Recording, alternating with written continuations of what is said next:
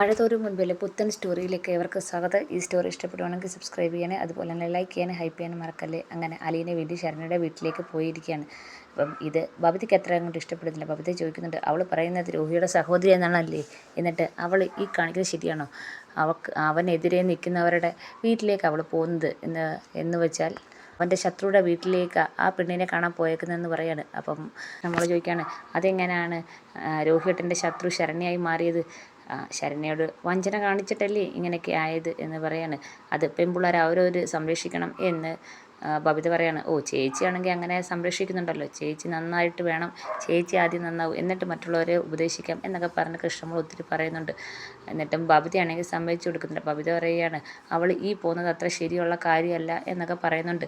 അപ്പം കൃഷ്ണമോൾ പറയുന്നുണ്ട്, ചേച്ചി ന്യായത്തിൻ്റെ സൈഡാണ്, അതിന് സഹോദരനായാലും ആരായാലും ന്യായത്തിൻ്റെ സൈഡിൽ നിന്ന് സംസാരിക്കത്തുള്ളൂ. അത് ചേച്ചിക്ക് തന്നെ അറിയാലോ. ചേച്ചി ആ മുടിയനായിട്ട് ഈ വീട്ടിൽ വന്ന് കയറിയപ്പോഴും ഇവിടുന്ന് അവനെ അടിച്ചിറക്കി. പിന്നെ രോഹിയേട്ടനും ഹരിയേട്ടനും കൂടെ ഉപദ്രവിക്കാൻ നോക്കിയപ്പോഴും ചേച്ചി രക്ഷപ്പെട്ടു. അപ്പം ചേച്ചിയുടെ സ്വഭാവം അങ്ങനെയാണ്. കാരണം ചേച്ചി ഒരു അനാഥാലയത്തിലാണ് വളർന്നത്. അപ്പം അതിൻ്റേതായ ഒരു ഗുണം ചേച്ചിക്ക് കാണുമെന്ന് പറയാണ്. അപ്പം ബബിതയ്ക്ക് അതൊന്നും ഇഷ്ടപ്പെടുന്നില്ല. ബബിത പറയാണ്, നീ എപ്പോഴും അവളെ ന്യായീകരിച്ചാണല്ലോ പറയുന്നത്. അപ്പോൾ കൃഷ്ണമോൾ പറയാണ്, ചേച്ചിയുടെ സ്വഭാവമാണ് ഞാൻ പറഞ്ഞത്. അങ്ങനെ കൃഷ്ണമോളുമായിട്ട് വഴക്കിട്ട് കൃഷ്ണമോൾ അങ്ങ് കയറി പോവുകയാണ്. അപ്പം ബബിത ഇങ്ങനെ ആലോചിക്കുകയാണ്, ഇവക്ക് ഇങ്ങനെ പോയാൽ ശരിയാവത്തില്ല, അലീനയ്ക്കിട്ടൊരു പണി കൊടുക്കണമെന്നും പറഞ്ഞിട്ട് ഉടനെ വൈജയെ വിളിക്കുകയാണ്. വിജയെ വിളിക്കുമ്പോൾ തന്നെ ചോദിക്കുന്നുണ്ട്, എന്താ മോളെ, എന്താ വിളിച്ചെന്ന് ചോദിക്കണം. അതെ അമ്മ, പുതിയൊരു സംഭവം ഉണ്ടായിട്ടുണ്ട്. ആ അലീനയുണ്ടല്ലോ, അലീനയാണെങ്കിൽ ആ ശരണ്യയുടെ വീട്ടിൽ പോകുന്നു. അപ്പം വൈജ പറയുകയാണ്, ഏത് ശരണ്യ? ഇപ്പം രോഹിയേട്ടനും ഹരിയേട്ടനൊക്കെ അകത്തായി കിടക്കുന്ന ആ കേസിലെ വാദിയായ ശരണ്യ എന്ന് പറയാണ്. അപ്പം വൈജയ്ക്ക് ഭയങ്കര ദേഷ്യം വരികയാണ്. വൈജ ചോദിക്കുകയാണ്, അവളെന്തിനാ അവരുടെ വീട്ടിലേക്ക് പോയത്? അതൊന്നും എനിക്കറിയത്തില്ല അമ്മേ. ഇന്നലെയും പോയി. ഇന്നലെ അവിടെ പോയിട്ട് ആ കോളനിക്കാരെല്ലാവരും കൂടെ ബാലേന്ദ്രൻ്റെ വീട്ടിൽ നിന്നാണ് വന്നതെന്ന് അറിഞ്ഞപ്പോഴത്തേക്ക് വളഞ്ഞ് തല്ലിയും അടിക്കുകയൊക്കെ ചെയ്ത് മണ്ണെണ്ണ വരെ ഒഴിച്ച് അവളെ കത്തിക്കാൻ. എന്നിട്ട് എന്തുണ്ടായി എന്ന് ചോദിക്കുകയാണ്. അപ്പം ബബിതയാണെങ്കിൽ വിശദമായിട്ടെല്ലാം പറഞ്ഞു കൊടുക്കുകയാണ്. അപ്പോൾ ഉടനെ വൈജ പറയാണ്, എന്നിട്ട് അവൾ ചത്തില്ലല്ലോ, അവൾ രക്ഷപ്പെട്ട് വന്നല്ലോ, അതാണ് വൈജയ്ക്ക് സങ്കടം. അപ്പം ബബിത പറയാണ്, ഇന്നും പോയിട്ടുണ്ട്. ഇന്നും പോയോ? ഇന്നെന്തിനാണ് അവൾ അങ്ങോട്ട് പോയത്? ആ ശരണ്യെ ആശ്വസിപ്പിക്കാനും തിരിച്ച് ജീവിതത്തിലേക്ക് കൊണ്ടുവരണമെന്നൊക്കെ അവൾ പറയുന്നത്.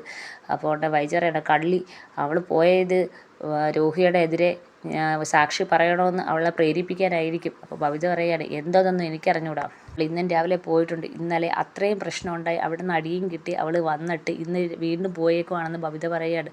അപ്പോൾ വൈജ പറയാണ്, അവൾക്ക് എങ്ങനെയെങ്കിലും രോഹിയെയും ഹരിയെയൊക്കെ ജയിലിനുള്ളിലാക്കണം. അതിന് ആ പെണ്ണിനെ സ്വാധീനിക്കാൻ പോയതാ. അവളെ പഴയതുപോലെ ആക്കിയാലല്ലേ അവന്മാർക്കെതിരെ കൃത്യമായി മൊഴി കൊടുക്കാൻ പറ്റൂ. അതിന് വേണ്ടി അവൾ പോയേക്കുവാണെന്ന് പറയാണ് വൈജ.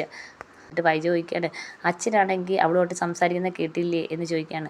അപ്പോൾ ബബിത പറയാണ്, അച്ഛനും വലിയ താല്പര്യമില്ല അങ്ങോട്ട് പോകുന്നത്, അച്ഛൻ പറഞ്ഞായിരുന്നു പോകണ്ടെന്ന്, അപ്പോൾ അവൾക്ക് പോയേ പറ്റൂ എന്ന് പറയുകയാണ്. അന്നേരം വൈജ വീണ്ടും ചോദിക്കുകയാണ്, എന്താ അവളുടെ ഉദ്ദേശം, എന്തിനായിരിക്കും അവൾ പോയത്? അതൊന്നും എനിക്കറിയത്തില്ല അമ്മ, എന്തായാലും അവൾ പോയി. ആ കാര്യം ഞാൻ അമ്മയെ വിളിച്ച് പറയാമെന്ന് വിചാരിച്ച്. ഇന്നലെയും പോയി, ഇന്നും പോയിട്ടുണ്ട്. കൃഷ്ണമൂർത്ത് ചോദിച്ചപ്പം അവൾ പറയുന്നത് ആ പെൺകുട്ടിക്കൊരു ആശ്വാസമാണ് ചേച്ചി ചെല്ലുന്നതെന്നാണ് അവൾ പറയുന്നത്. അപ്പോൾ വൈജ പറയാം, പിന്നെ അവൾ ചെന്നിട്ട് വേണം ആ പെണ്ണിനെ പഴയ പോലെ ആക്കാൻ, ഓരോരോ കോപ്രായങ്ങളെ എന്നും പറഞ്ഞിട്ട് വൈജ ദേഷിക്കുകയാണ്. ഞാൻ ഈ കാര്യം പറയാൻ അമ്മയെ വിളിച്ചേ എന്നും പറഞ്ഞിട്ട് ബബിത ഫോണങ്ങ് വെക്കുവാണ്. ഈ സമയത്ത് നമ്മുടെ വൈജയാണെങ്കിൽ അവിടെ കിടന്നിങ്ങനെ ആലോചിക്കുകയായിരിക്കും, ഇവൾ എന്തിനാണ് പോയത്, ഈ രോഹിയെ രക്ഷിക്കണമെന്ന് കാണും പറയാനായിരിക്കുമോ? അപ്പോൾ വൈജ പിന്നെ ചോദിക്കുക, ഏയ് ഒരിക്കലും അവൾ അങ്ങനെ പറയത്തില്ല. എന്തായാലും രോഹിക്ക് അവളെ ഇഷ്ടമല്ലായിരുന്നല്ലോ, അതുകൊണ്ട് അവൾ ഒരിക്കലും അങ്ങനെ പറയത്തില്ല. ഇനി അവളോട് രോഹിക്കെതിരെ മൊഴി കൊടുക്കണമെന്ന് പറയാനായിരിക്കുമോ? ആകെപ്പാടെ ടെൻഷനോടെ ഇരിക്കുകയാണ് വൈജ. ഈ സമയത്താണെങ്കിൽ അലീന നേരെ അങ്ങോട്ട് പോവുകയാണ്, കോളനിയിലേക്ക് പോവുകയാണ്. പോകുന്ന വഴിയിൽ ഒരാൾ തടഞ്ഞു നിർത്തുന്നുണ്ട്. നീ എങ്ങോട്ടാണ് പോകുന്നതെന്ന് ചോദിക്കുകയാണ്. അത് ഞാൻ ആ ശരണ്യയുടെ വീട്ടിലേക്കാണ്. നീ എന്തിനാണ് ശരണ്യയുടെ വീട്ടിൽ പോകുന്നത്? നീ ഇന്നലെയും വന്നതാണല്ലോ, ഇവിടെ ഇത്രയും പ്രശ്നം ഉണ്ടായിട്ട് ഇന്നും പിന്നെ വന്നത് എന്താ എന്ന് ചോദിക്കുകയാണ്. അപ്പം അലീന പറയാണ്, എനിക്ക് ശരണ്യ ഒന്ന് കാണണം. നീ എന്തിനാ എന്നും വന്ന് കാണേണ്ട കാര്യം എന്തുവാ എന്ന് ചോദിക്കുകയാണ്. എനിക്ക് ശരണ്യയെ സമാധാനിപ്പിക്കണം, പഴയ പോലെ ശരണ്യയെ ജീവിതത്തിലേക്ക് കൊണ്ടുവരണം എന്ന് പറയാണ്. അയാൾ ചോദിക്കുകയാണ്, അല്ലാതെ കാശ് കൊടുത്ത് ശരണ്യയെ സ്വാധീനിക്കാനൊന്നും അല്ലല്ലോ? അപ്പം അലീന പറയണം, ഏയ് അല്ല, ഒരിക്കലും അല്ല എന്ന് പറയാണ്. അങ്ങനെ അയാളുടെ അടുത്തുനിന്ന് ഇനി അങ്ങ് പോവുകയാണ്. അങ്ങനെ നേരെ വീട്ടിലേക്ക് ചെല്ലുമ്പോൾ അലീനയുടെ സഹോദരൻ ഗോപാലകൃഷ്ണൻ അവിടെ നിൽപ്പുണ്ട്. അപ്പം കണ്ടുടനെ അവനങ്ങ് ദേഷ്യം വരികയാണ്. നിങ്ങളെന്തിനാ ഇന്നും വന്നത്? ഇന്നലെ വന്ന് ശരണ്യയെ കണ്ടതല്ലേ, പിന്നെ എന്തിനാ ഇന്നും വന്നതെന്ന് ചോദിക്കുകയാണ്. അത് എനിക്ക് ശരണ്യയെ വീണ്ടും കാണാൻ തോന്നി. എന്ന് ഇവിടെ വരുന്നത് ഞങ്ങൾക്ക് അത്ര ഇഷ്ടമുള്ള കാര്യമില്ല. നിങ്ങളാണെങ്കിൽ ആ വീട്ടിലുള്ളവർ അറിഞ്ഞിട്ടല്ലേ ഇങ്ങോട്ട് വന്നതെന്ന് ചോദിക്കുകയാണ്. അവരും കൂടെ അറിഞ്ഞിട്ടല്ലേ വന്നതെന്ന് ചോദിക്കുകയാണ്. അപ്പോൾ അലീന പറയാണ്, ഞാൻ അവരോട് ഇങ്ങോട്ട് വരുന്ന കാര്യം പറഞ്ഞായിരുന്നു, പക്ഷേ ഇങ്ങോട്ട് വരുന്നതിൽ അവർക്ക് താല്പര്യമില്ല എന്ന് പറയാണ്. അപ്പോൾ ഉടനെ ഗോപാലകൃഷ്ണൻ പറയാണ്, നിങ്ങൾ ഇങ്ങോട്ട് വരുന്നത് ഞങ്ങൾക്കും താല്പര്യം ഇല്ലാത്ത കാര്യമാണ്, അതുകൊണ്ട് ഇങ്ങോട്ട് വരില്ലെന്ന് പറയാണ്. അപ്പോഴത്തേക്ക് ശരണ്യയുടെ അച്ഛനും അമ്മയും ഇറങ്ങി വരികയാണ്. എന്താടാ ഏതാണ്ടേ ഈ പെണ്ണ് ഇന്നും വന്നിട്ടുണ്ടെന്ന് പറയുകയാണ്. അപ്പോൾ അമ്മ ചോദിക്കുകയാണ്, എന്തിനാ കുട്ടി ഇന്നും വന്നത് എന്ന് ചോദിക്കുകയാണ്. അത് എനിക്ക് ശരണ്യയെ കാണണം, ശരണ്യയെ കണ്ട് സമാധാനിപ്പിക്കണം എന്ന് പറയുകയാണ്.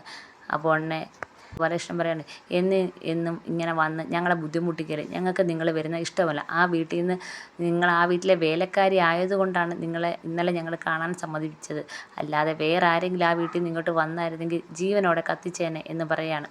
എൻ്റെ പെങ്ങളെ ആരും കാണണ്ടെന്ന് പറയുകയാണ് ശരണ്യയുടെ സഹോദരൻ. അവസാനം അമ്മയും അച്ഛനും ഒക്കെ പറഞ്ഞ് ശരണ്യയെ കാണാനാണെങ്കിൽ സമ്മതിക്കുകയാണ്. അലീനയാണെങ്കിൽ ചെന്ന് നോക്കുമ്പം ഇന്നലത്തെ പോലെ തന്നെ അങ്ങനെ മുറിയിൽ ചുരുണ്ടുകൂടി കിടക്കുകയാണ്. ചെന്ന് അലീനെ വിളിക്കുമ്പോഴാണ് ശരണ്യ തന്നെ എണീക്കുന്നുണ്ട്. ഇത് കാണുമ്പോഴത്തേക്ക് ശരണ്യയുടെ അമ്മയും ഞെട്ടുന്നുണ്ട്. കാരണം ഒത്തിരി നാളിന് ശേഷമാണ് കട്ടിലിൽ നിന്ന് തന്നെ എണീക്കുകയും ഒക്കെ ചെയ്യുന്നതെന്ന് ശരണ്യയുടെ അമ്മ ആലോചിക്കുകയാണ്. ഈ സമയത്താണെങ്കിൽ അലീനയാണെങ്കിൽ ശരണ്യയുടെ അടുത്ത് ചോദിക്കുകയാണ്, മോള് രാവിലെ ഒന്നും കഴിച്ചില്ലേ എന്ന് ചോദിക്കുകയാണ്. അപ്പോൾ ഇല്ലെന്ന് തലയാട്ടുകയാണ്. അപ്പോഴത്തെ അവിടെ ഇരിക്കുന്ന ആഹാരമാണെങ്കിൽ എടുത്ത് ശരണ്യയ്ക്ക് കൊടുക്കുവാണ് അലീന. എപ്പോഴും ഇങ്ങനെ കടന്നാൽ ശരിയാവത്തില്ല മോളെ, നമ്മളിങ്ങനെ കടന്നു കഴിഞ്ഞാൽ നമ്മൾ തോറ്റു പോകത്തേ ഉള്ളൂ. നമ്മളെ ഉപദ്രവിച്ചതിനെതിരെ നമ്മൾക്ക് പോരാടണ്ടേ, അതിന് ശക്തി വേണം, അതിന് ആഹാരം കഴിക്കണം എന്നും പറഞ്ഞുകൊണ്ട് ആഹാരം കുടിക്കുകയാണ്. അതിനുശേഷവും ശരണ്യ ഇങ്ങനെ ഇരിക്കുന്ന കണ്ട് ശരണ്യയെ പറഞ്ഞ് സമാധാനിപ്പിക്കുകയാണ്.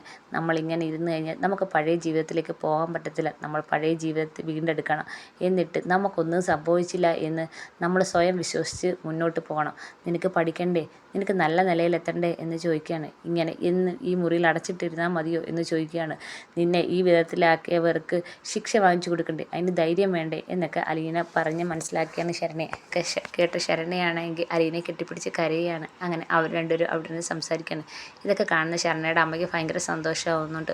ഓടി പുറത്ത് വന്നിട്ട് ശരണ്യയുടെ അച്ഛനും സഹോദരങ്ങളും പുറത്ത് നിൽപ്പുണ്ട്. അവിടുത്തെ പറയാണ്, നമ്മുടെ മോള് തന്നെ എണീച്ചു, അവളാണെങ്കിൽ ഇപ്പോൾ പഴയതുപോലെ ആയി വരുന്നുണ്ട്. ആ കുട്ടിയുടെ സംസാരം നമ്മുടെ മോളെ മാറ്റുന്നുണ്ട്. എന്തൊക്കെയാണ് ആ കുട്ടി പറഞ്ഞു കൊടുക്കുന്നത്, അത് കേൾക്കുമ്പോൾ നമുക്ക് തന്നെ ഒരു ആശ്വാസമാണ്. നമ്മുടെ മോളെ ആ കുട്ടി പഴയതുപോലെ തിരിച്ചു കൊണ്ടുവരുമെന്ന് ഭയങ്കര സന്തോഷത്തോടെ പറയുകയാണ്. ഇത് കേൾക്കുമ്പം അച്ഛനും ഭയങ്കര സന്തോഷമാവുന്നുണ്ട്. മറ്റൊരു രണ്ടുപേരും ഇങ്ങനെ കുഞ്ഞു നിൽക്കുകയാണ് എന്തോ ഒരു വിഷമത്തോടെ. അപ്പം ശരണ്യയുടെ അമ്മ പറയാണ്, എനിക്കിപ്പോൾ ഒരു വിശ്വാസമുണ്ട്, എൻ്റെ മോള് പഴയ പോലെ ജീവിതത്തിലേക്ക് തിരിച്ചു വരുമെന്നുള്ള വിശ്വാസം എനിക്കുണ്ടെന്നും പറഞ്ഞ് സന്തോഷത്തോടെ നിൽക്കുകയാണ്.